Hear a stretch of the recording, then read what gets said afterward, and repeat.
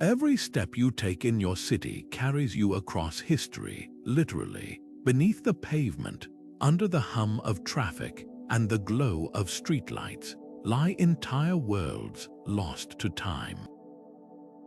Think about that for a moment. The sidewalk you stroll down, the cafe where you sip your coffee, even the subway rattling beneath you, all of it could be built atop the ruins of ancient civilizations, their stories waiting to be uncovered.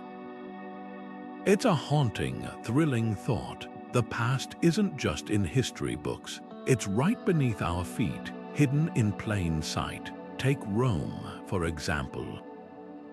The Eternal City isn't just a nickname, it's a literal truth. Modern Rome stands on layer after layer of its own history, a labyrinth of forgotten temples, homes, and streets buried over centuries. Or Istanbul, where Byzantine relics peek out from beneath bustling markets and modern apartments. These cities aren't exceptions, they're the rule. From London to Mexico City, urban landscapes are palimpsests, their oldest chapters written in stone and earth, waiting for us to read them. How did these places vanish, and what happens when we rediscover them? That's the journey we're embarking on today. We'll dig into the secrets of lost cities buried beneath the metropolises we know, uncovering the forces that erased them and the clues that bring them back to light. This isn't just about archaeology, it's about the echoes of human ambition, disaster, and resilience. It's about the moments when a construction crew hits something unexpected, or a historian deciphers a clue that rewrites a city's story. By the end, you'll never look at your hometown the same way again. So let's peel back the layers together, because history isn't just behind us, it's below us.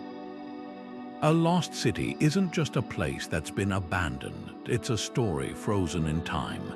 Think of it like a book left open, its pages slowly covered by dust and debris until the words fade from memory. Some vanish abruptly, like Pompeii, sealed under volcanic ash in a single catastrophic day. Others disappear gradually, their buildings crumbling or repurposed, their names forgotten until only the land remembers.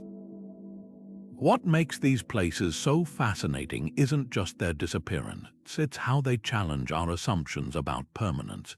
We build cities to last, yet history shows us how easily they can slip beneath the earth or be swallowed by forests, deserts, or even the sea. Take Troy, for example. Made famous by Homer's epic tales, it wasn't just one city but multiple settlements stacked like layers of a cake. Each time war or disaster struck, a new Troy rose atop the ruins of the old. Over centuries, the weight of history buried the earliest versions so deeply that archaeologists once doubted they existed at all. Then there's Babylon, a marvel of the ancient world. Its grand walls and hanging gardens reduced to rubble and eventually buried under the sands of Iraq. These cities didn't just vanish, they were rewritten by time, their legacies hidden until someone dared to dig deeper. But how do we find them? Modern tools like ground-penetrating radar and lidar let us scan the earth like medical X-rays, revealing outlines of streets, buildings, and even entire neighborhoods without lifting a shovel. In Rome, workers repairing a water pipe might stumble upon a second-century villa. In Mexico City, the foundations of the Aztec capital Tenochtitlan still lie beneath the Zocalo, the main square. Every discovery peels back another layer, proving that the past isn't gone. It's just waiting to be found. The real question isn't whether there are more lost cities beneath our feet, but how many stories we've yet to uncover. Cities don't vanish overnight, they fade, layer by layer, as time and human hands reshape the landscape. Picture this: a river overflows, leaving behind thick blankets of silt that slowly bury streets and buildings. An earthquake rattles a metropolis, toppling columns and walls until rubble becomes the new foundation. or consider generations of builders who simply repurpose what came before, stacking new structures atop old ones until the original city is hidden like a secret beneath the pavement. This is how civilizations disappear, not with a bang, but with the steady, silent work of nature and neglect. Take Mexico City, where the Spanish conquistadors didn't just defeat the Aztecs, they built their new world literally atop the old one. Tenochtitlan, the Aztec capital, was a marvel of canals and temples, but its grand pyramids were dismantled stone by stone to construct colonial churches and palaces. Today, if you visit the Zocalo, the heart of modern Mexico City, you're standing on the same ground where Aztec emperors once ruled. Archaeologists have found remnants of temples and sacrificial altars just beneath the surface, a ghostly reminder of the city's layered past. London tells a similar story. The Romans founded Londinium nearly 2,000 years ago, and though their empire fell, their city never truly did. Medieval builders reused Roman walls as foundations for new structures, and over time, the ancient city was swallowed by the modern one. Walk through the financial district today, and you might pass a nondescript parking lot unbeknownst to most. It sits atop the ruins of a Roman amphitheater, where gladiators once fought for crowds. Even deliberate acts of recycling played a role in burying history. In Cairo, builders of mosques and fortresses helped themselves to the limestone blocks of the nearby pyramids and temples, dismantling ancient monuments to construct new ones. The past wasn't just forgotten, it was quarried. What's astonishing isn't just how these cities vanished, but how casually it happened. For centuries, people walked over ruins without realizing they were there, their footsteps echoing above lost worlds. It makes you wonder, what layers are we adding right now? What will future diggers find beneath our streets? Every city is a living archive, its deepest stories still waiting to be read. Rome isn't just a city, it's a living timeline where every shovel of dirt can reveal centuries in a single stroke. Picture standing in the Basilica of San Clement, surrounded by 12th century frescoes of saints and martyrs. Then you descend a staircase and suddenly you're in a 4th century church, its walls whispered with ancient prayers. Go deeper still, and you'll find yourself in a 1st century temple dedicated to Mithras, the Persian god worshipped by Roman soldiers. 3 eras stacked like pages in a book, each preserved intact beneath the next. This isn't some rare anomaly in Rome, it's the rule. The city's subway system, meant to whisk commuters across town, often becomes an impromptu archaeological dig. Workers might tunnel straight into a 2nd century villa, its mosaics still vibrant, or an imperial warehouse stocked with ancient olive oil jars.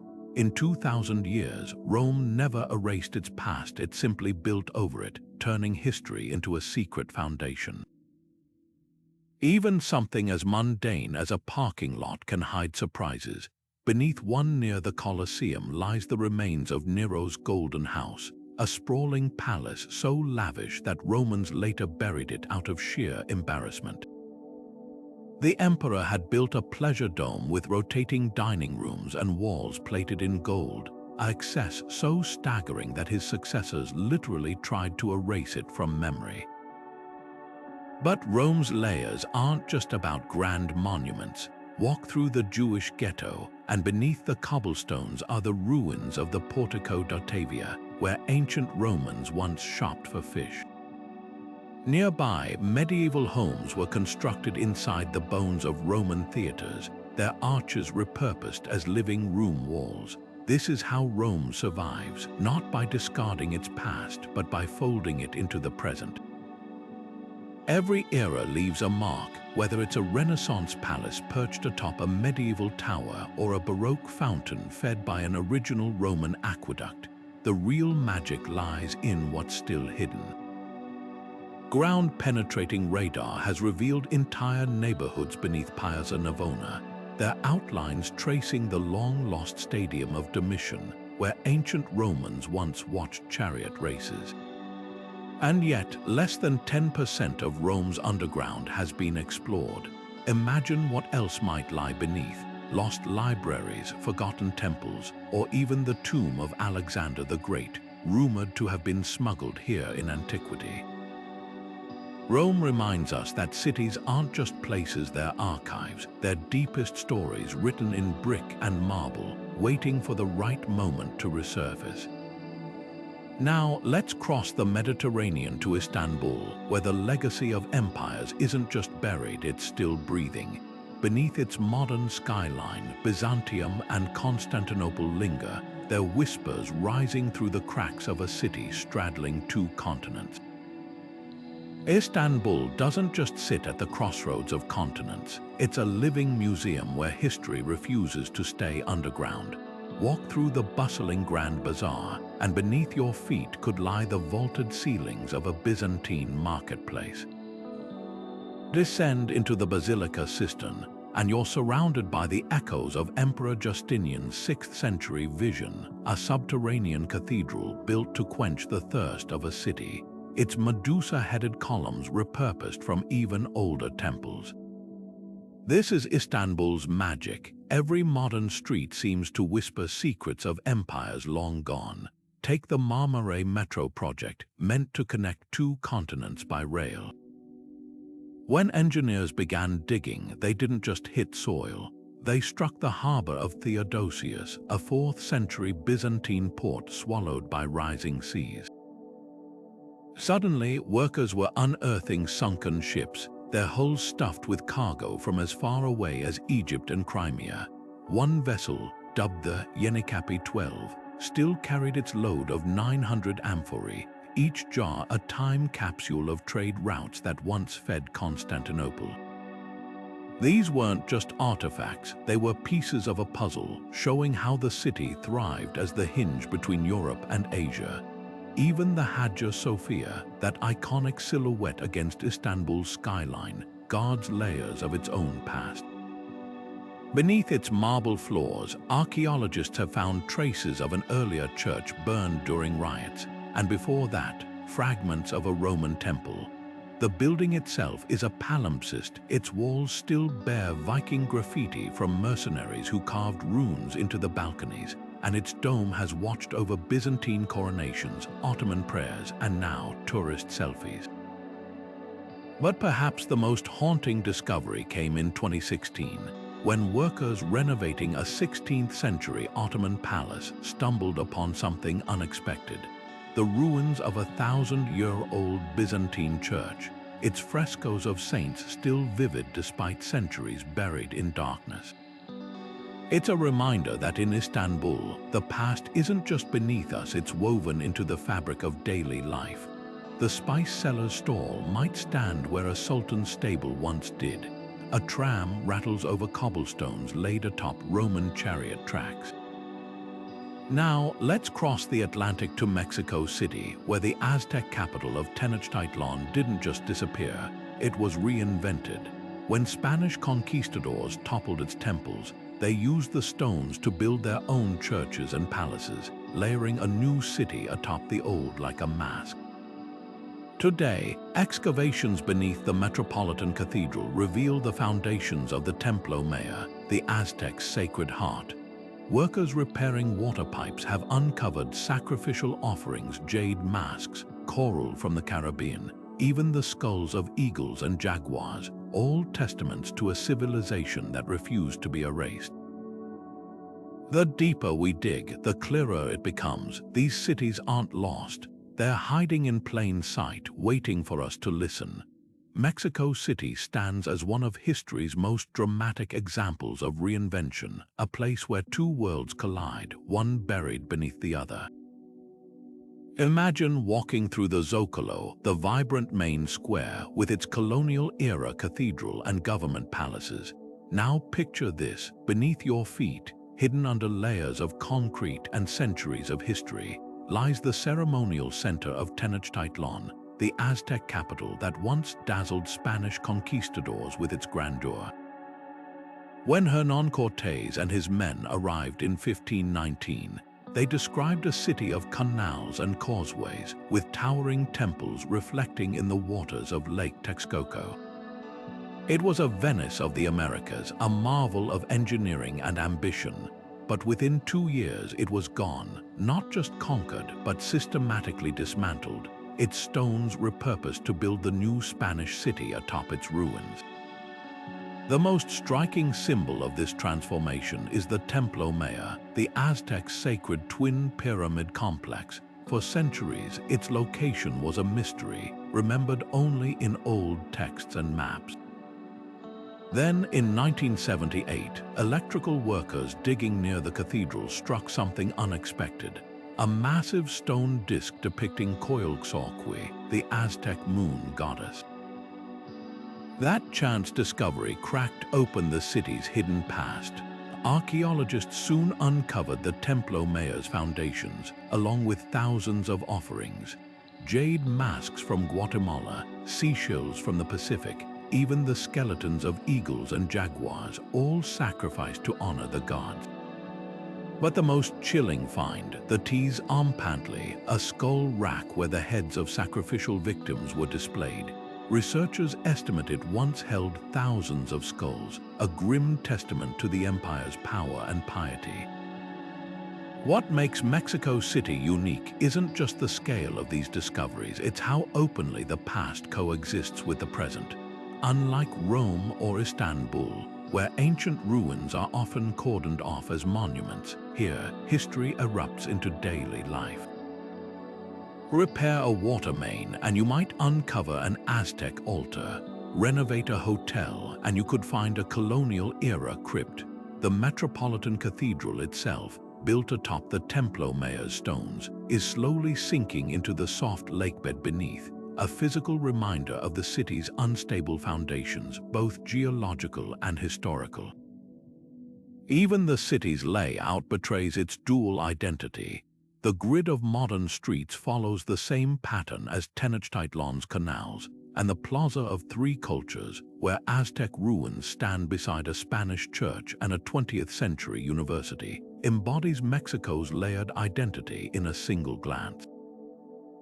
This isn't just archaeology, it's a conversation between civilizations, one that continues every time a new discovery pushes through the pavement. Now, let's travel across the Atlantic to London, where the echoes of Roman Londinium still shape the city's rhythm. Just as Mexico City's Aztec heart beats beneath its surface, London's oldest streets follow the paths laid by Roman engineers nearly 2 millennia ago. London's modern skyline, with its glass towers and bustling financial district, hides a secret one that dates back to the days when the city was called Londinium, a thriving Roman port on the edge of the empire. Picture this, 2,000 years ago, where bankers now hurry across cobblestones, Roman merchants haggled over goods from across the known world, from Spanish olive oil to Syrian glassware. The city's past isn't just preserved in museums, it's embedded in the very streets we walk today.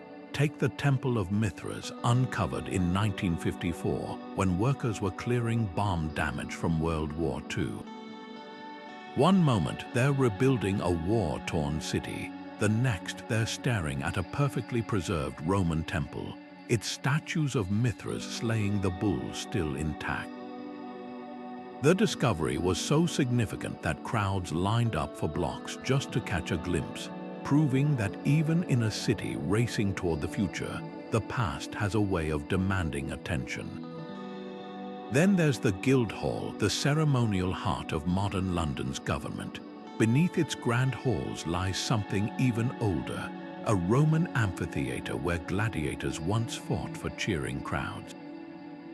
Imagine the scene, the roar of spectators, the clash of swords, the dust rising from the arena floor. Today, it's a quiet archaeological site, accessible through a door in the Guildhall Art Gallery, where visitors can walk the same ground where Romans once reveled. But perhaps the most haunting relic of all is the River Fleet, London's lost river. Once a vital waterway for Roman trade, it's now buried beneath streets and buildings, flowing silently through tunnels and sewers. You can still hear it, though. If you stand near certain grates in the city, the faint rush of water beneath your feet is the fleet, a ghost of the landscape that first drew settlers here. What's remarkable about London isn't just how much of its Roman past survives, but how casually it intersects with the present. The Billingsgate Roman house, with its beautifully preserved mosaic floors, was discovered during the construction of an office building. The London Mithraeum, a reconstruction of the Temple of Mithras, now sits beneath a Bloomberg office where workers pass ancient altars on their way to lunch. Even the tube stations hold surprises down in the depths of the underground. Tiles marked Londinium remind commuters that their traveling routes first mapped centuries ago. This is the magic of London, a city that never erases, only layers. Roman walls still form the skeleton of modern buildings, and the main roads like Watling Street follow the same paths laid by Roman engineers. Every time a new building's foundations are dug, archaeologists hold their breath, knowing they might uncover another piece of the puzzle. And with only a fraction of Londinium excavated, who knows what else lies hidden beneath the city's busy surface. Now let's journey south to Athens, where the classical world doesn't just whisper from beneath the modern city, it shouts. From subway stations turned museums to neighborhoods built atop ancient agora, this is a place where the past refuses to stay buried. Athens wears its history like a second skin. Every modern street seems to brush against the ancient world. Take the metro system, where commuters rushing to catch a train might pass glass cases displaying 2,000-year-old graves, their skeletons curled around offerings of clay vessels and bronze coins. During construction in the 1990s, workers near Syntagma Square didn't just dig a tunnel, they sliced through time, uncovering an entire neighborhood from classical Athens, complete with homes, workshops, and even a bathhouse. Instead of sealing these finds away, the city turned stations into underground museums, where a morning commute becomes a journey through the ages. The Acropolis might dominate the skyline, but its glory rests on hidden layers. Beneath the Parthenon's marble steps lie the foundations of an older temple, destroyed by Persian invaders in 480 BCE. When the Athenians rebuilt, they didn't erase the past, they incorporated it, using rubble from the ruined temple as filler for new walls. Today, archaeologists can trace the scars of that ancient conflict in the stone itself, a silent testament to resilience. Even the iconic Erechtheion, with its caryatid statues, stands atop a labyrinth of cisterns and shrines, some dating back to the Bronze Age. What makes Athens extraordinary isn't just the scale of its ruins, but how effortlessly they blend into daily life. A coffee shop might have a glass floor revealing 4th century BC mosaics. A parking garage excavation could uncover Plato's actual neighborhood, where the philosopher might have strolled past the very walls now visible behind plexiglass. The city's most daring fusion of old and new, the Acropolis Museum, where glass walkways float above excavated streets, letting visitors tread lightly over the same paths where ancient Athenians once walked. This harmony between past and present didn't happen by accident. After the metro discoveries, Athens rewrote its playbook for urban development, mandating archaeological surveys before any major construction. It's a model that proves cities don't have to choose between progress and preservation, they can honor both. Now, let's travel to Cairo, where the weight of pharaohs and caliphs presses up through the pavement. Beneath the traffic and crowded bazaars, the remnants of a 1,000-year-old capital whisper secrets of a city that has always been a bridge between worlds. Cairo is a city where time doesn't just pass, it accumulates. Beneath the honking taxis and the minarets of 1,000 mosques, the remnants of pharaohs, Roman emperors, and medieval sultans lie tangled together like roots beneath a tree. Walk through the bustling streets and you might miss it, but look closer and history erupts through the cracks. Take the neighborhood of Fustat, Cairo's first Islamic capital. Today, it's a maze of workshops and apartment blocks, but dig just a few feet down and you'll hit the foundations of palaces that once dazzled with marble and gold. In 2020, construction workers in a nearby suburb stumbled upon something even older, the ruins of a Roman fortress, its walls still standing after 2,000 years, as if waiting for someone to notice. Then there's the ultimate irony: the pyramids themselves, those icons of eternity, were partly dismantled to build medieval Cairo, the great limestone casing stones that once made the pyramids gleam like mirrors. Prized by builders for mosques and citadels, the Mosque Madrasa of Sultan Hassan, a 14th century masterpiece, is literally held together with stones stolen from Giza's monuments. It's a paradox. The pharaohs' tombs were so enduring that later civilizations treated them like quarries, recycling their grandeur into new forms. Even Cleopatra would barely recognize her Alexandria today. Most of its ancient wonders now lie underwater, submerged by earthquakes and rising seas, their statues and columns dotting the seabed like ghosts. But Cairo's most poignant layers might be the ones least expected. Beneath the Coptic Christian quarter, where frescoes of saints adorn centuries-old churches, archaeologists have found traces of Babylon, not the Mesopotamian city, but a Roman fortress that once guarded the Nile. Its walls still stand beneath the Church of St. George, a silent reminder that even faiths overlap here. And then there's Memphis, the ancient capital that predates Cairo by millennia.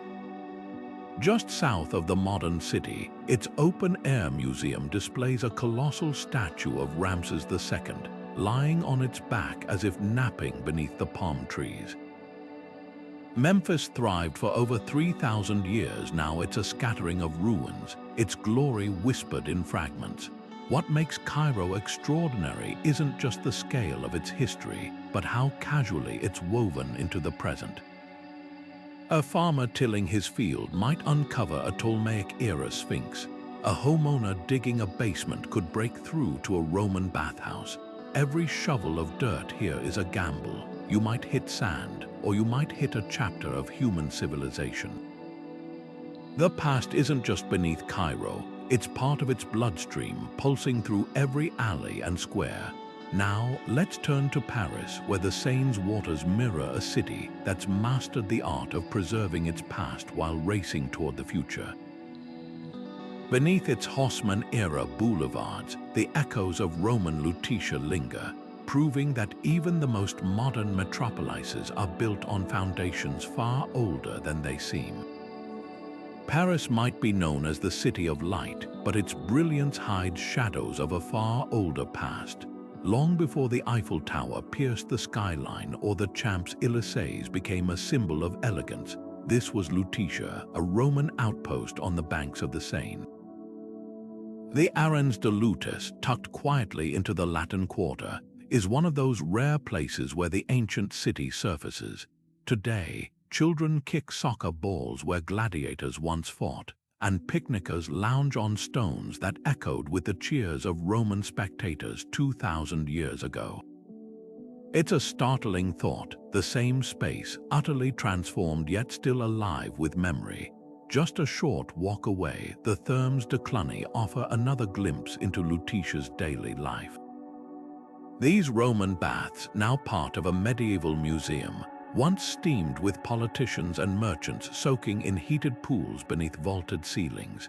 The engineering was ingenious. Hypocaust systems pumped hot air under the floors, while aqueducts fed fresh water from miles away.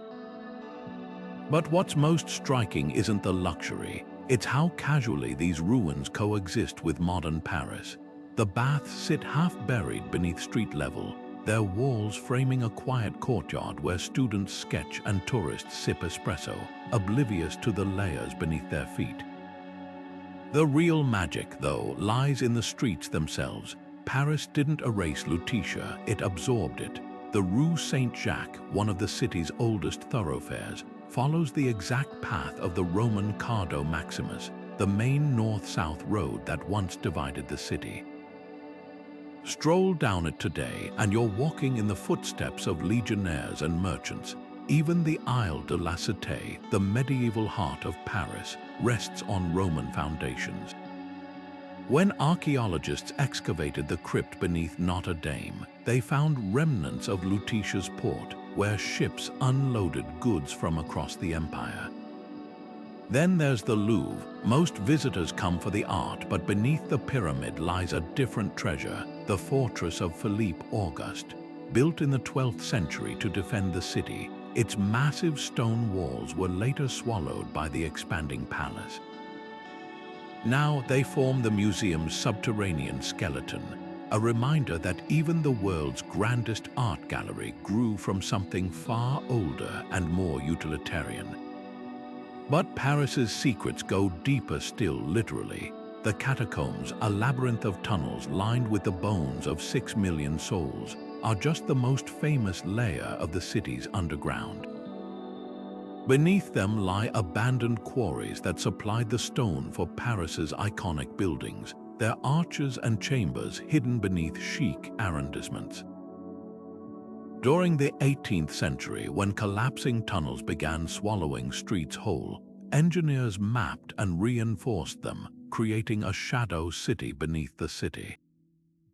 Today, urban explorers still sneak into these forbidden passages, where graffiti from the French Revolution shares walls with Roman-era pickmarks. What makes Paris extraordinary is how effortlessly it wears its history. A bakery's basement might reveal a medieval well. A metro station renovation could uncover a Merovingian cemetery. The past here isn't confined to museums, it's part of the living fabric, waiting to be stumbled upon. And with each discovery, the City of Light reveals another flicker of the countless lives that shaped it. Now, let's journey to Beijing, where dynasties rise and fall like tides, each leaving its mark beneath the modern megacity. From the forbidden city's hidden foundations to the labyrinth of hutongs built atop ancient alleys, this is a place where history doesn't just whisper, it thunders.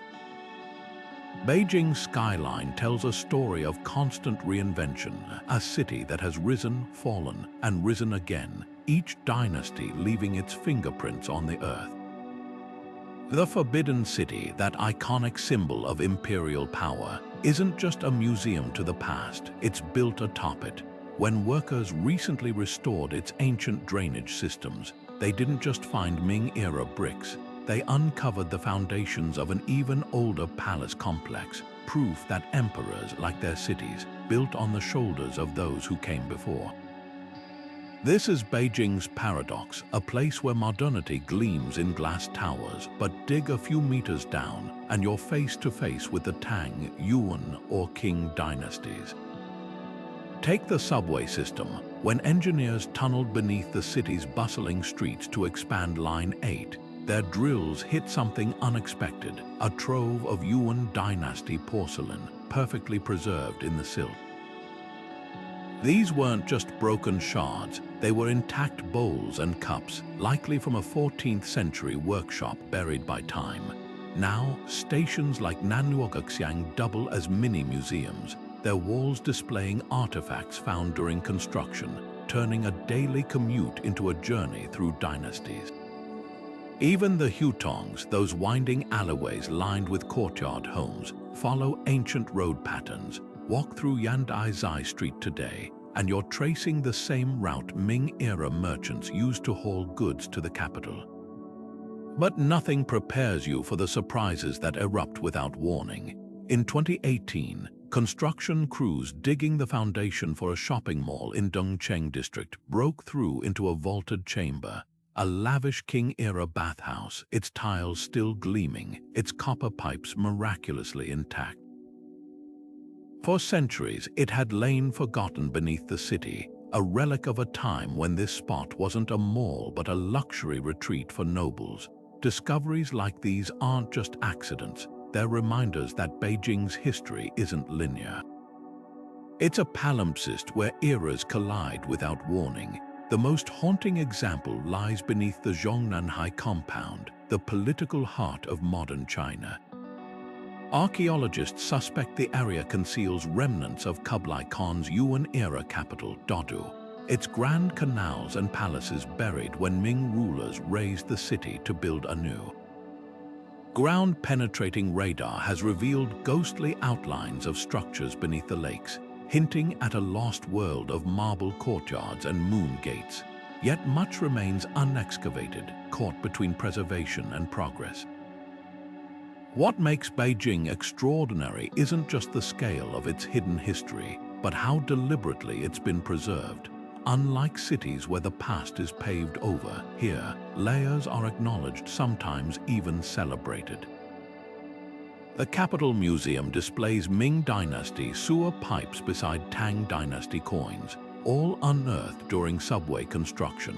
It's a city that understands its future depends on remembering its past, even if that past lies just beneath the surface, waiting for the next shovel to strike stone. Now let's turn to Delhi, where the weight of empires isn't just buried, it's stacked 7 cities deep. Beneath the traffic and crowds, the ruins of sultans, khans, and colonials whisper tales of a metropolis that has been reborn more times than anywhere on Earth. Delhi isn't just a city, it's a living archaeological dig where empires stack like pages in a history book. Stand at the base of the Qutb Minar, that soaring tower of red sandstone, and you're surrounded by whispers of the very first Delhi. The ruins of Lal Kot, the 11th century fortress of the Tomar Rajputs, lie scattered at its feet, their weathered stones repurposed by later rulers into grander monuments. This is Delhi's defining rhythm. Conquerors don't erase, they build upon. When workers dug tunnels for the Delhi metro, they didn't just move earth, they peeled back centuries. Near the bustling Chandni Chowk market, engineers uncovered a Mughal-era bridge, its arches perfectly preserved beneath layers of sediment. A few miles south, excavations for a new station revealed the foundations of a medieval marketplace, its clay weights and copper coins frozen in time. Even Humayun's tomb, that masterpiece of Mughal architecture, rests atop older graves, its serene gardens concealing bones from forgotten dynasties. The scale of Delhi's buried history is staggering. The Tughlaqabad fort, its massive walls now crumbling, was once the heart of a 14th century capital abandoned within decades. The British-era Connaught Place, a hub of modern commerce, sits atop the ruins of a medieval village called Indurpat. And beneath the chaotic streets of Mehroli, archaeologists have traced the outlines of a 1,000-year-old water tank, its steps worn smooth by generations of vanished feet. What makes Delhi extraordinary is how casually these layers collide. A vendor selling spices in Old Delhi might lean against a wall built by Sher Shah Suri in the 1500s. A school playground could double as the courtyard of a Sultanate-era mosque. The city doesn't just preserve its past, it lives within it, weaving ancient stones into the fabric of everyday life. Now let's journey to Jerusalem, where history isn't just buried, it's sacred. Beneath the cobbled streets of the old city, every stone holds the weight of millennia, from Canaanite tunnels to Roman sewers, each layer a testament to faith, conflict, and resilience. Jerusalem's soil isn't just earth, it's parchment, inscribed with the prayers and conflicts of 3 millennia. Beneath the old city's labyrinth of holy sites, every shovel strike risks unearthing both revelation and controversy. Take the Western Wall tunnels, where visitors can walk along first-century streets, their stones still grooved by chariot wheels. Here, Herod the Great's ambition becomes tangible. Massive ashlar blocks, some weighing over 500 tons, stacked with precision to support the Temple Mount above. But venture deeper, and the archaeology grows even more provocative. In the city of David, just south of the walls, archaeologists have uncovered fortifications dating back to the Bronze Age, a reminder that Jerusalem's sacred status predates even King David by centuries. Recent excavations near the Temple Mount have ignited fierce debates, with each discovery scrutinized through lenses of faith and scholarship. A stepped street leading to the Mount, buried since the Roman destruction of the Temple in 70 CE, confirms ancient accounts of pilgrimages. Yet the same dig revealed coins minted after the Temple's fall, sparking questions about whether some structures survived longer than historians thought. These aren't just academic disputes, they are threads in the tapestry of identity, tugged by archaeologists, theologians, and politicians alike. Even the Church of the Holy Sepulchre, revered as the site of Christ's crucifixion and resurrection, guards secrets beneath its flickering lamps. Restoration work in 2016 exposed a long-hidden marble slab, likely placed by crusaders over what they believed was Jesus' tomb beneath it. Another slab dating to the 4th century when Emperor Constantine first built the church, and beneath that nothing. The original limestone burial bed had been chiseled away by pilgrims over centuries, leaving only fragments. It's a metaphor for Jerusalem itself, layers of devotion, each generation leaving its mark until the original vanishes into legend. The city's underground is as contested as its surface. In Silwan, Palestinian homes stand atop tunnels where archaeologists seek traces of biblical kings, creating tensions between science and sovereignty. Meanwhile, hidden cisterns and sewer systems reveal how ancient engineers harnessed scarce water, a network so advanced that parts still function today. Jerusalem doesn't just bury its past, it sanctifies it, turning rubble into relics and ditches into devotional sites. Now, let's shift from deliberate burial to catastrophic preservation. When nature intercedes, cities don't fade, they freeze. Pompeii's fate under Vesuvius is the most famous example, but it's far from the only one. From earthquake-swallowed ports to tsunami-buried trading posts, disaster can act as time's perfect archivist. Pompeii isn't just a ruin, it's a moment suspended in time. On an ordinary August day in 79 CE, the eruption of Mount Vesuvius didn't just destroy the city. It sealed it under a thick blanket of volcanic ash, freezing everything from bustling market stalls to half-eaten meals in place. Unlike Rome or Istanbul, where layers of new construction slowly buried the past, Pompeii was preserved in a single, catastrophic breath. The ash acted like a time capsule, capturing the city mid-gesture, a baker's loaf still in the oven, a dog curled in its final sleep, frescoes still vibrant on walls that hadn't seen sunlight in nearly 2,000 years. This wasn't gradual burial, it was instant preservation, a snapshot of Roman life so vivid it feels like the inhabitants might return any moment. When explorers first tunneled into the ruins in the 1700s, they weren't just uncovering a city, they were stepping into a day that never ended. The discovery of Pompeii rewrote history, offering an unprecedented glimpse into daily Roman life, from graffiti scrawled on tavern walls to intricate mosaics advertising brothels. But the most haunting finds were the voids in the ash spaces where bodies had decomposed, leaving hollow molds. 19th century archaeologists poured plaster into these cavities, revealing the final poses of victims. A mother clutching her child, a man shielding his face, a group huddled together in vain hope of survival. These figures aren't statues, they're casts of real people, their terror and resignation preserved with heartbreaking intimacy. Today, technology peels back even more layers of Pompeii's story. Laser scanning has mapped entire neighborhoods down to the millimeter, revealing hidden second-floor apartments and shop layouts invisible to the naked eye. Thermal imaging uncovers ancient plumbing systems still embedded in walls, while DNA analysis of victims traces their origins across the Roman Empire.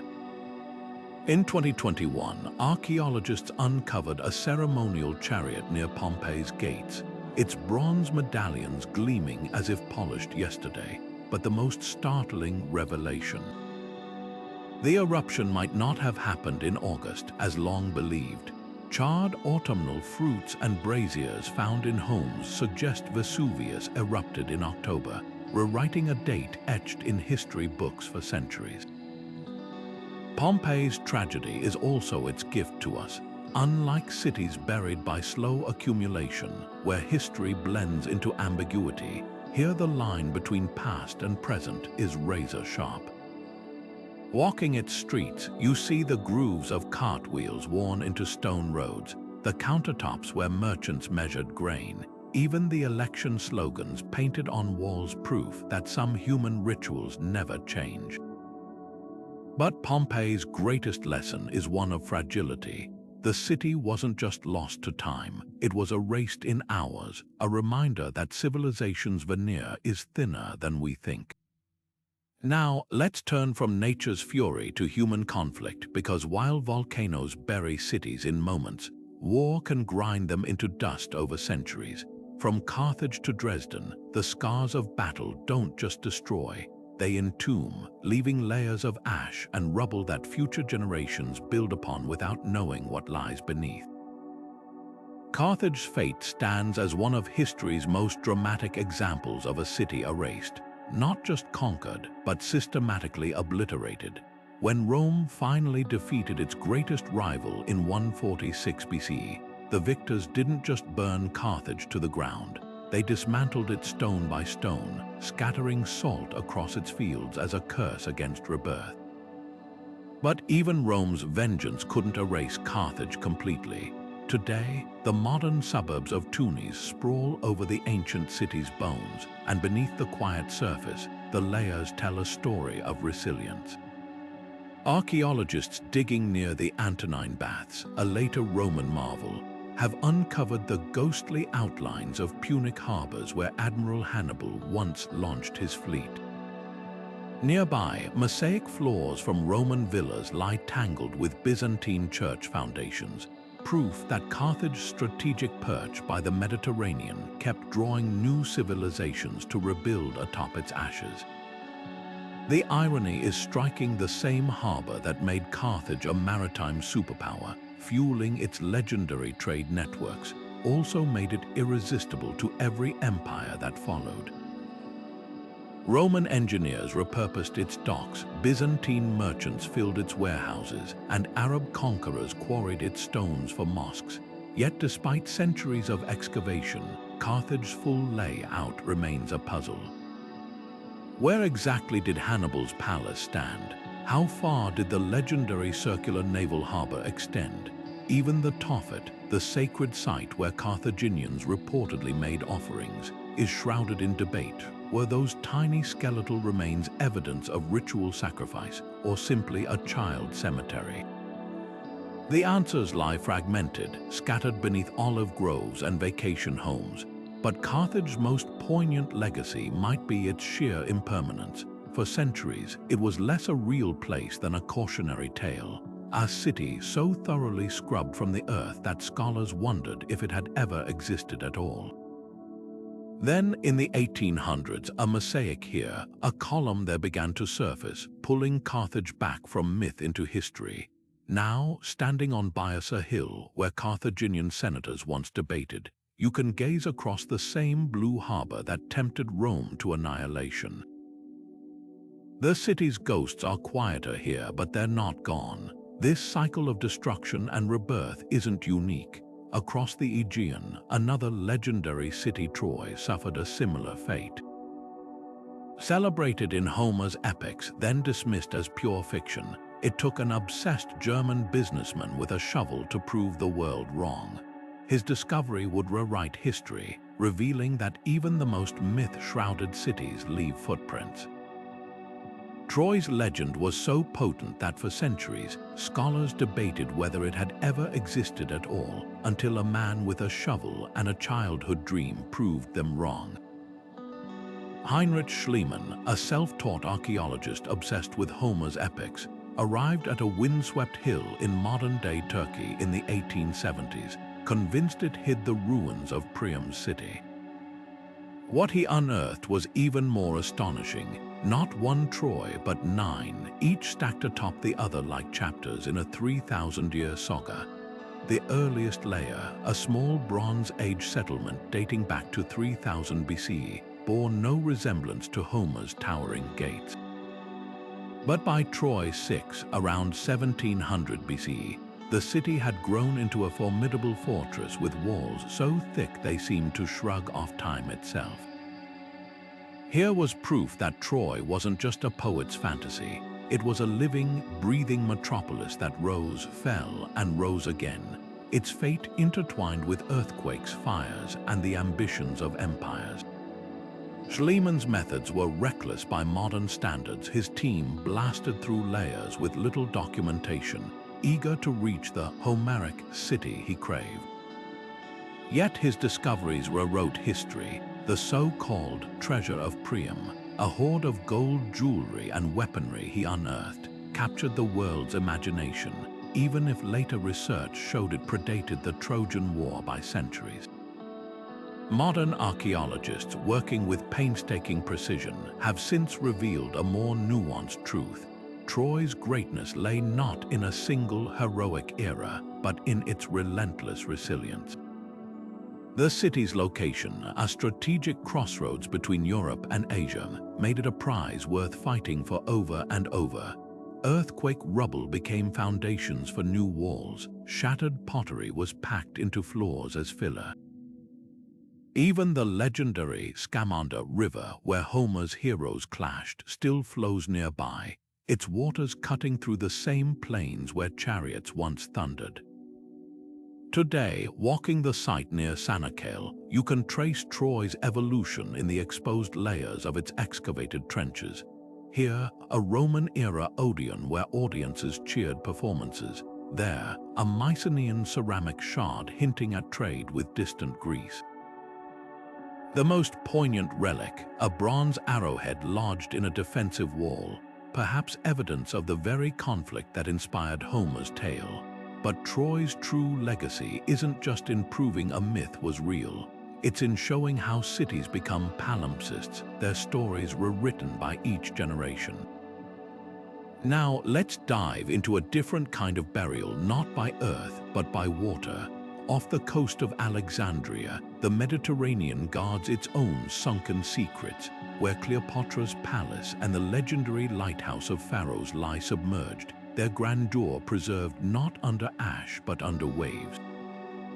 Unlike Troy's slow accumulation of layers, these ruins were swallowed in sudden catastrophe, offering a haunting glimpse of a city frozen at its peak.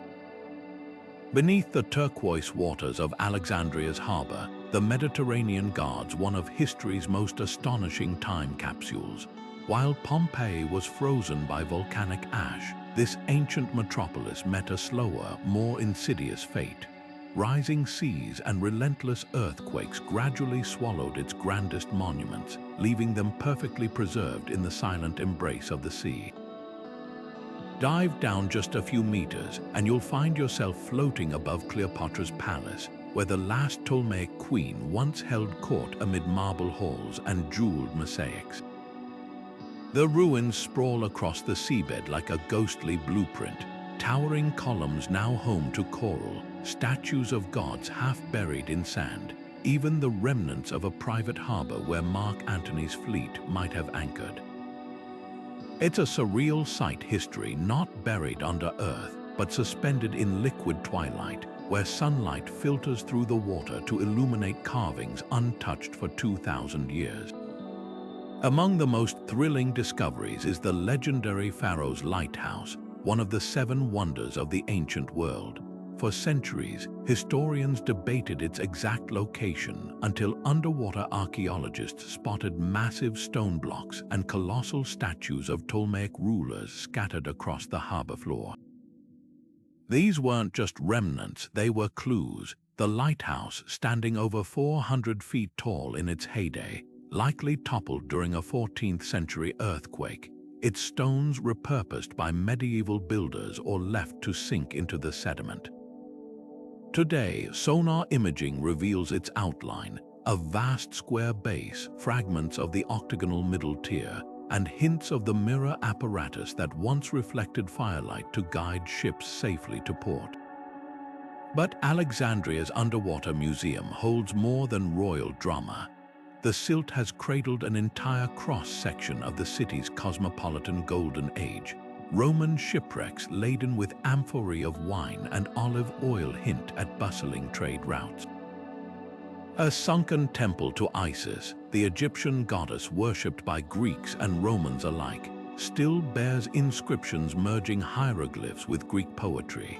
Even everyday objects, glassware, bronze coins, a child's wooden doll, offer intimate glimpses of lives abruptly interrupted by the sea's advance. What makes these ruins extraordinary isn't just their preservation, but their immediacy. Unlike land excavations where layers must be meticulously peeled back, here the past lies exposed, as if the city simply slipped beneath the waves yesterday. Yet this watery grave is also fragile. Currents erode stones, salt corrodes metal, and treasure hunters have looted artifacts for centuries. Modern efforts to map and protect the site, like the submerged barriers around Cleopatra's palace, are a race against time and tide. Now let's surface and head west, because while Alexandria's past lies underwater, other cities hide theirs under concrete and steel. Take Seattle, where the modern metropolis literally floats atop its own shadow. After the Great Fire of 1889, the city rebuilt by raising its streets 12 feet, leaving an entire underground network of abandoned storefronts and sidewalks. Today, guided tours wind through these buried corridors, where vintage advertisements still cling to brick walls, and the echoes of gold rush-era saloons seem to whisper beneath the hum of the city above. It's proof that sometimes history doesn't vanish. It just gets paved over, waiting for us to look down. Seattle's underground isn't just a relic, it's a time capsule of reinvention, where a city literally lifted itself from the ashes. When the Great Fire of 1889 reduced much of downtown to smoldering rubble, Seattle faced a choice: rebuild as before or rise above its mistakes. The decision was as bold as it was practical. Engineers raised the streets by an entire story, constructing retaining walls and filling in the gaps with dirt, leaving the original storefronts and sidewalks buried beneath what would become the new ground level. For years, these hollowed-out spaces thrived as a shadow city, a labyrinth of abandoned shops, taverns, and even brothels where business carried on in perpetual twilight, until eventually the underground was sealed and forgotten. Today, guided tours wind through these eerie passageways where the past feels startlingly close. Peek through gaps in the sidewalk grates above, and you'll see century-old advertisements still painted on brick walls, their lettering faded but legible. A former opium den's wooden counter remains intact, its surface scarred by time. Even the original cast iron lampposts still stand, their gas lines long disconnected, now just silent sentinels in the gloom. Unlike the slow burial of ancient cities, Seattle's underground wasn't an accident. It was a deliberate act of urban metamorphosis, a city literally building atop its own history to escape the vulnerabilities of its past. But what makes Seattle's story unique isn't just the engineering, it's the sheer speed of transformation. While Rome's layers accumulated over millennia, Seattle's underground was created in a matter of years, a rapid-fire response to disaster. The fire's destruction became an opportunity to fix the city's chronic flooding issues and unstable terrain. Those raised streets, now lined with modern skyscrapers, hide a secret. Beneath them, the old wooden plumbing still snakes through the darkness, a ghostly reminder of the city's scrappy origins. This raises a fascinating question. How do archaeologists and historians decide where to dig when the past lies hidden beneath living cities? Unlike remote ruins, urban archaeology is a high-stakes puzzle, balancing discovery with the practicalities of a functioning metropolis. In Seattle, much of the underground was mapped and preserved by sheer luck, abandoned but not demolished. In other cities, the clues are subtler. A sudden sinkhole might reveal a colonial-era well. A subway extension project could slice through a medieval graveyard. Archaeologists often rely on old maps, construction records, or even folklore to pinpoint where to look, knowing that every shovel strike could unearth a time capsule or disrupt a sewer line. Take London's Crossrail project, where tunneling for a new train line became the city's largest archaeological dig. Workers uncovered everything from Black Death burial pits to Tudor bowling alleys, each discovery forcing engineers to pause and reassess. In New York, routine utility work in the financial district frequently exposes Dutch-built walls from the 1600s, their stones still tightly fitted beneath the pavement. The challenge isn't just finding these relics, it's preserving them without grinding modern life to a halt. Urban archaeology is a delicate dance between past and present, where every discovery demands quick thinking. Do you document and rebury a Roman mosaic beneath a parking lot, or append a city's development plans to exhibit it? The answer varies, but one thing's certain. Beneath every modern metropolis, the past is quietly waiting, ready to rewrite the story we think we know. Finding the past beneath a modern city isn't just about luck. It's a high-stakes detective game where every clue matters. Archaeologists don't wander urban landscapes hoping to trip over ruins. They rely on a toolkit that blends cutting-edge technology with centuries-old records. Old maps are gold mines, revealing street layouts that vanished long ago. A parchment from 1700 might show a winding medieval lane now buried under a shopping district, or a forgotten canal that once fed a bustling harbor. In London, researchers cross-referenced Tudor-era sketches with modern sewer plans to pinpoint the lost Whitefriars Monastery, its foundations later uncovered during a hotel renovation. But maps alone aren't enough. Ground-penetrating radar acts like an X-ray for the Earth, sending pulses deep below pavement to detect anomalies. A hollow space might be an ancient cistern, while a dense cluster of debris could mark a collapsed wall. In Rome, this technology revealed an entire buried neighborhood beneath Piazza Navona, its outlines tracing the long-lost stadium of Domitian where chariots once raced. Construction projects, though disruptive, often become unexpected windows into the past. When Vienna expanded its metro system in the 2010s, workers slicing through the soil near the Danube hit the outlines of Vindobona, a Roman military camp that once guarded the empire's northern frontier. Suddenly, a routine dig became a rescue mission, with archaeologists scrambling to document barracks, pottery kilns, and even a gladiator's bronze helmet before concrete pylons could be poured. Similar stories unfold worldwide. In Athens, subway tunneling exposed an ancient aqueduct under Syntagma Square, its terracotta pipes still aligned as if waiting to channel water. And in Mexico City, where the soil is soft and layered like a cake, even fixing a leaky pipe can expose Aztec sacrificial offerings or colonial-era skeletons. But uncovering history beneath a living city isn't just a technical challenge, it's an ethical tightrope. Every excavation forces difficult choices. Do you halt a hospital expansion to preserve a medieval well? Should a Roman mosaic be reburied beneath a parking lot because there's no funding to display it? Cities like Cologne have struck compromises, building glass floors into modern structures so shoppers can peer down at excavated ruins beneath their feet. Other sites, like the Viking-era artifacts under Dublin's Wood Quay, sparked protests in the 1970s when developers prioritized office towers over preservation. The tension is universal. Progress demands movement forward, but history insists on being remembered. Perhaps the most poignant dilemma revolves around human remains. In New York, workers digging a new subway line in 2016 uncovered a colonial-era burial ground for enslaved Africans, its graves long paved over by generations. The discovery halted construction for months as community leaders and archaeologists debated how to honor the dead.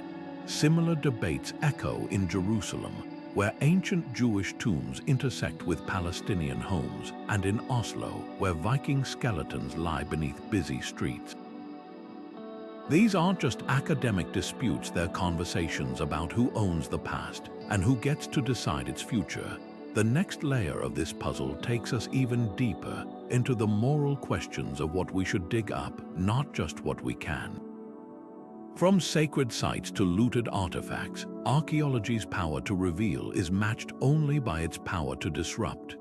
Digging up the past isn't just about uncovering artifacts, it's about confronting who gets to tell the story. When archaeologists discover ruins beneath a modern neighborhood or a sacred site, they're not just handling ancient pottery and bones, they're stepping into a minefield of cultural ownership, legal battles, and ethical dilemmas. Take Istanbul's Yenikapi shipwrecks unearthed during the construction of the Marmara Metro. Those 37 Byzantine vessels, preserved in the harbor mud for over 1,000 years, were a historian's dream, but the dig also displaced residents, disrupted traffic, and forced tough questions about whose heritage took priority. Was it the city's right to build a critical transit line, or the world's duty to preserve a priceless window into medieval trade? The answer was messy, as it often is. This tension isn't unique to Istanbul. In Jerusalem, excavations near the Temple Mount have sparked protests, with some seeing them as scientific inquiry and others as political provocation. In Peru, indigenous communities have demanded the return of mummies and artifacts taken from ancestral lands, arguing that museums treat their ancestors as exhibits rather than kin. Even in Rome, where archaeology is woven into the city's identity, homeowners sometimes wake up to find their basement declared a protected site because of a Roman wall lurking beneath the laundry room. The deeper we dig, the clearer it becomes. The past isn't neutral. It's a mirror reflecting our present values, who we venerate, who we ignore, and who holds the power to decide.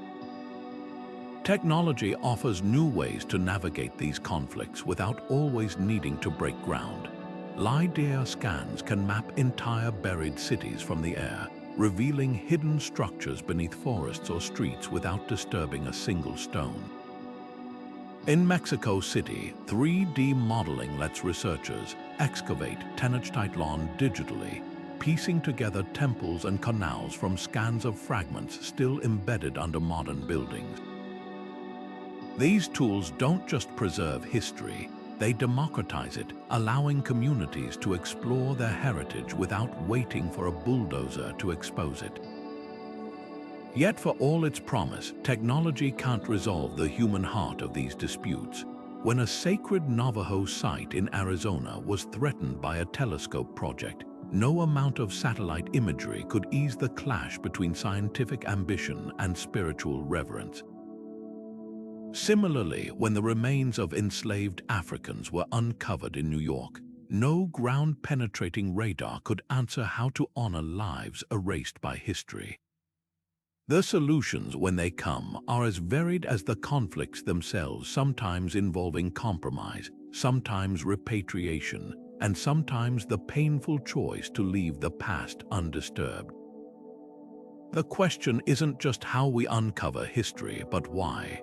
Are we digging to learn, to reclaim, or to claim? The next layer of this journey takes us beyond the conflicts, into the tools reshaping archaeology itself, where lasers, algorithms, and even AI are opening doors we didn't know existed. The way we uncover lost cities has undergone a revolution. No longer just shovels and brushes, but lasers that can see through stone and algorithms that piece together fragments of the past like digital detectives. Take Rome's catacombs, those winding tunnels where early Christians buried their dead. For centuries, explorers navigated them by candlelight, missing entire chambers hidden behind collapsed passages. Now, lidar light detection and ranging sweeps through the darkness, its laser pulses mapping every crevice in millimeter-perfect detail. What emerges isn't just a floor plan, it's a revelation. Secret chapels adorned with frescoes, forgotten burial niches, even graffiti scratched by grieving families 2,000 years ago, all come to light without disturbing a single speck of dust. This isn't just archaeology, it's time travel with a joystick. Meanwhile, in Mexico City, scientists wield a different kind of magic, electrical resistivity tomography. By sending currents into the earth and measuring how they flow, they've traced the outlines of buried Aztec temples beneath parking lots and schools. One survey near the Zocalo revealed the ghostly footprint of a ceremonial platform, its edges aligning perfectly with colonial-era maps. Drones hovering above the jungle canopy in Guatemala have spotted over 60,000 Mayan structures hidden under vegetation, from pyramids to irrigation canals, a sprawling metropolis invisible to the naked eye. These tools don't just find ruins, they rewrite history, proving civilizations were far larger and more interconnected than we ever imagined. The real game changer. Artificial intelligence, machine learning algorithms now sift through satellite imagery, flagging subtle anomalies, a slight dip in a field, a faint discoloration in soil that hint at buried walls or roads. In Turkey, AI analyzed thousands of aerial photos to pinpoint potential Hittite sites, cutting years off traditional survey work. And in Egypt, neural networks are deciphering hieroglyphs faster than human scholars, unlocking texts that sat untranslated for centuries. But perhaps the most poignant use of tech comes from Iraq, where ISIS destruction of ancient sites was partially undone by a crowdsourced digital archive. Volunteers uploaded tourist photos of Mosul's monuments, allowing 3D artists to recreate lost artifacts virtually, stitch by digital stitch. What's thrilling isn't just the discoveries, it's the democratization of exploration. With apps like Global Explorer, anyone can scour satellite images for undiscovered ruins, turning armchair enthusiasts into citizen archaeologists. A school teacher in Oregon recently flagged a potential Inca site in Peru. A retiree in Sweden helped identify Viking ship burials beneath farmland. The barriers between experts and the public are crumbling faster than the walls of those buried cities. Yet for all its promise, this tech raises a tantalizing question. If we're finding so much now, what else lies beneath cities we haven't even thought to scan?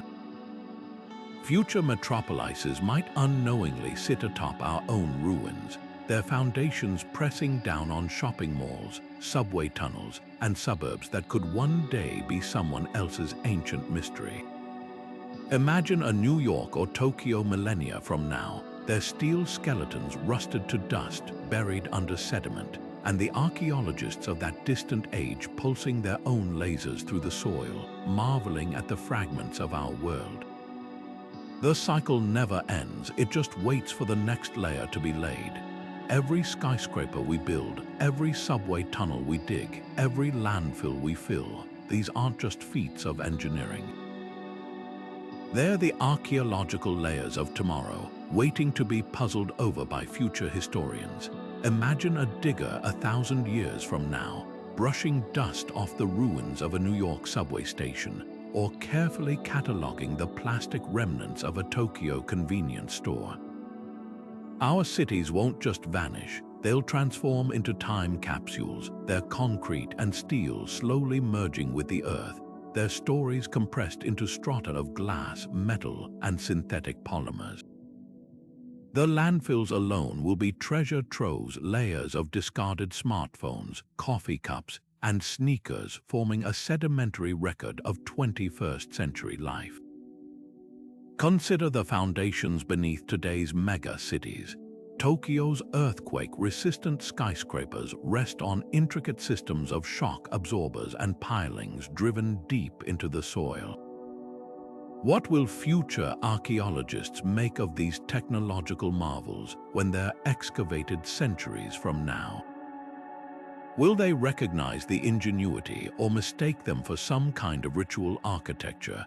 And what about the vast underground network sewers, fiber optic lines, subway systems that crisscross beneath our feet?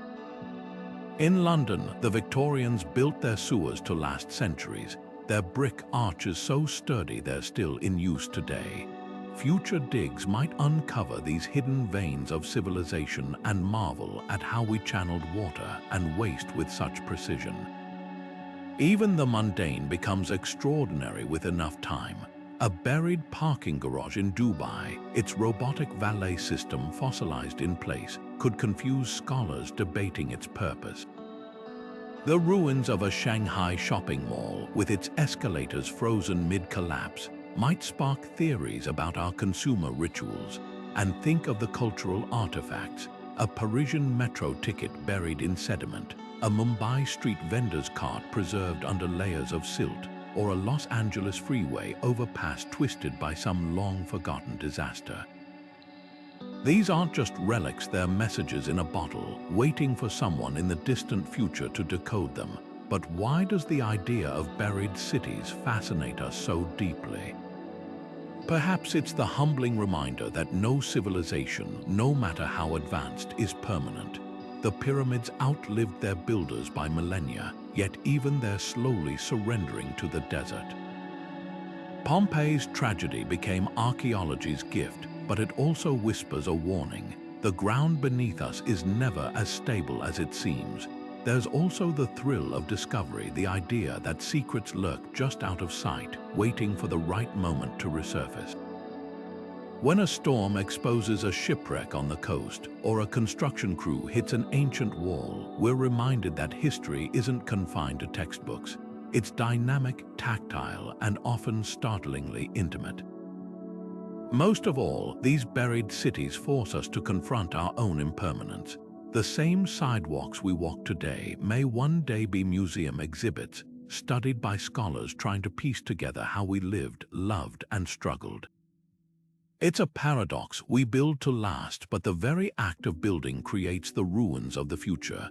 And in that tension between permanence and decay lies the poetry of archaeology. We dig up the past not just to understand it, but to glimpse our own reflection in the layers yet to come. There's something hauntingly magnetic about a city swallowed by time, not just because it's hidden, but because it whispers a truth we rarely admit: nothing lasts.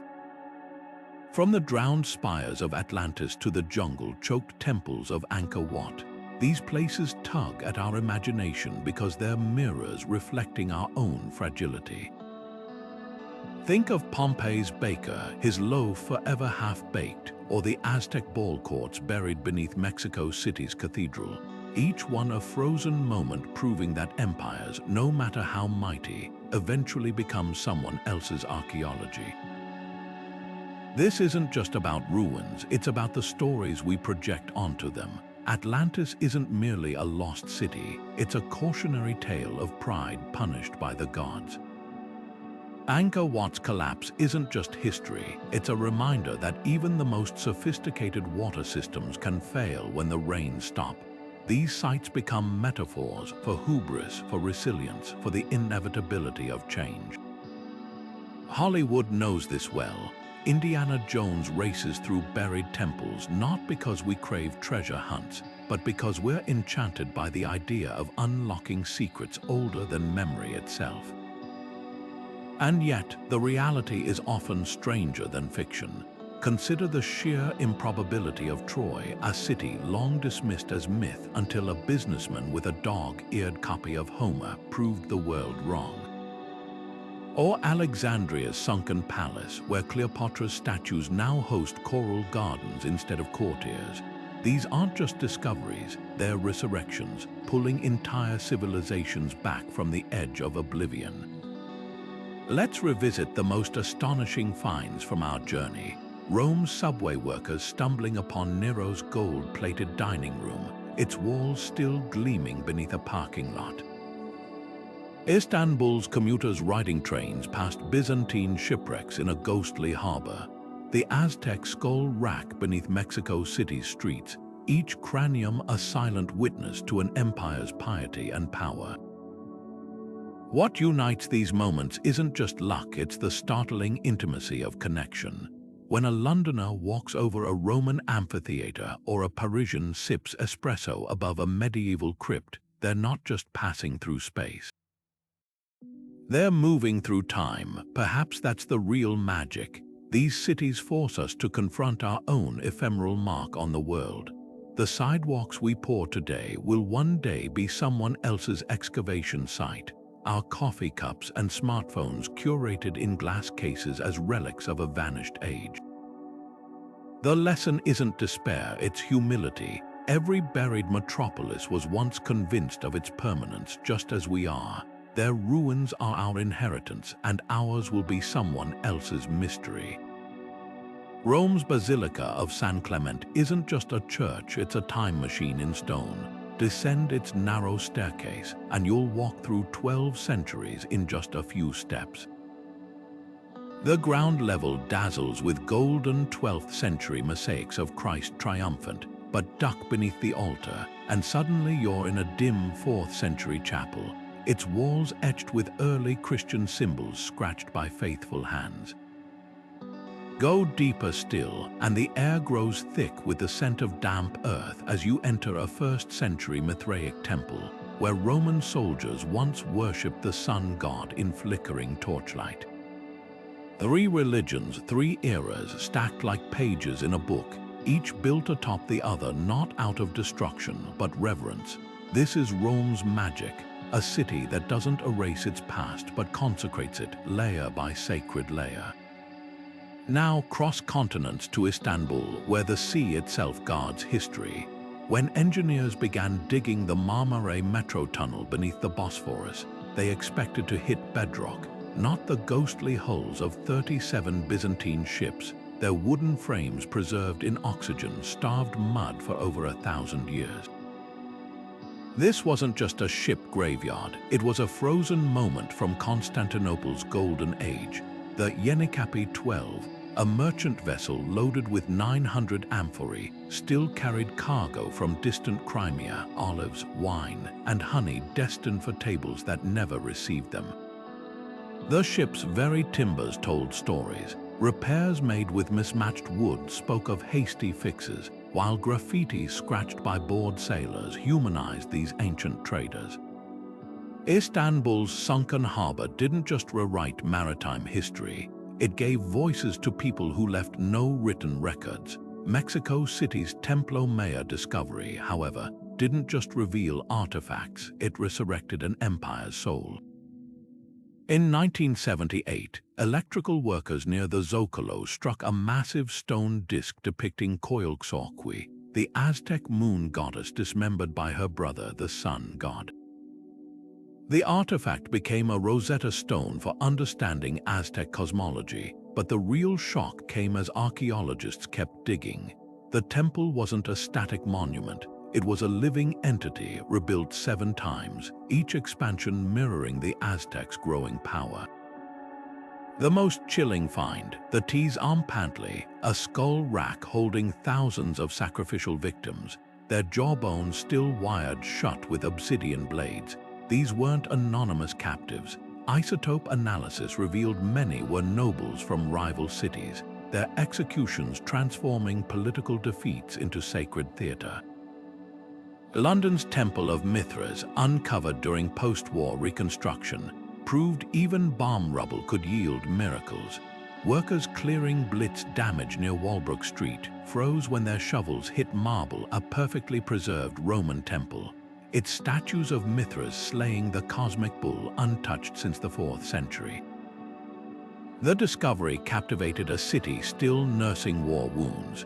Over 30,000 Londoners queued to glimpse their Roman ancestors' devotion. But the temple's true revelation was its location beneath the financial district's glass towers. It underscored London's eternal role as a crossroads. The same spot where brokers now trade stocks once hosted Persian-inspired rituals for Roman soldiers, their god's likeness carved from stone quarried across the empire. Jerusalem's Western Wall tunnels, though, transcend archaeology. They're seismographs of faith. When engineers mapped the subterranean extensions of Judaism's holiest site, they uncovered Herodian streets where pilgrims once bought sacrificial doves, their cobbles still grooved by chariot wheels. But the most poignant artifact wasn't gold or stone. It was a crushed clay oil lamp left burning when Roman soldiers breached the walls in 70 CE. Its soot marks the exact hour the Second Temple fell, a moment frozen in terracotta. These tunnels don't just showcase engineering, they're corridors of collective memory, where every chisel mark whispers of exile and return. Preserving these fragile time capsules isn't just about technology, it's about ethics. Do we freeze Pompeii's ruins in amber, or let them weather naturally as they've done for millennia? Should Mexico City halt subway expansions to protect unseen Aztec relics? The answers lie in balance. Tokyo's answer was glass floors in subway stations, revealing Edo-era pottery kilns beneath commuters' feet. Rome scans catacombs to share them digitally, reducing physical wear. The goal isn't just to protect the past, it's to ensure these layers keep speaking to futures we can't yet imagine. Buried cities are more than archaeological curiosities, they're mirrors reflecting our own impermanence. Every time a construction crew halts work to document a Roman wall or an Aztec altar, we're reminded that the ground beneath us is never truly silent. These layers of lost civilizations force us to confront a humbling truth. The skyscrapers and sidewalks we consider permanent are just the latest entries in a story that began millennia ago. Think of London's financial district, where bankers stride over a Roman amphitheater, or Mexico City's cathedral, its foundations mingling with the stones of a shattered Aztec temple. These aren't just coincidences, they're proof that cities are living entities, constantly rewriting themselves while cradling their past like a secret. What makes these discoveries so thrilling isn't just the artifacts, it's the way they collapse time. When archaeologists unearthed Istanbul's Byzantine harbor, they didn't just find shipwrecks, they found receipts. Ink-inscribed wooden tablets detailed cargo manifests for olives and wine, turning abstract trade routes into tangible human transactions. Similarly, the charred loaves in Pompeii's ovens or the discarded dice in Rome's sewers aren't relics, they're echoes of daily lives abruptly interrupted. These moments bridge the gap between past and present, making history feel less like a distant chapter and more like a conversation we're all part of. Technology is rewriting the rules of this conversation. Lidar scans peel back jungle canopies to reveal lost Mayan metropolises, while AI deciphers fragmented inscriptions faster than any human scholar. In Naples, muon radiography, a technique borrowed from particle physics, is mapping hidden chambers in Vesuvius's shadow without drilling a single hole.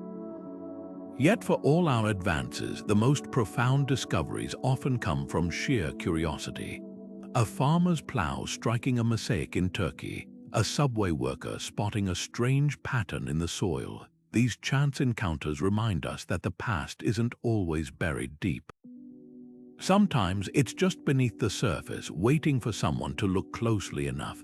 So the next time you're stuck in traffic or rushing through a subway station, pause for a moment. The pavement under your feet, the walls around you, they're archives in disguise. Who lived here before? What triumphs and tragedies unfolded where you now stand? Cities don't forget. They simply layer memory over memory, offering us fragments to piece together. And with each discovery, we're reminded that our own era will one day be another stratum in the earth, waiting for future explorers to wonder about us. Which buried city story resonates with you? Is it Pompeii's frozen moment, Tenochtitlan's defiant echoes, or Rome's endless reinvention? Drop your thoughts below and keep exploring. Because history isn't confined to museums or textbooks. It's all around us, hidden in plain sight, if only we know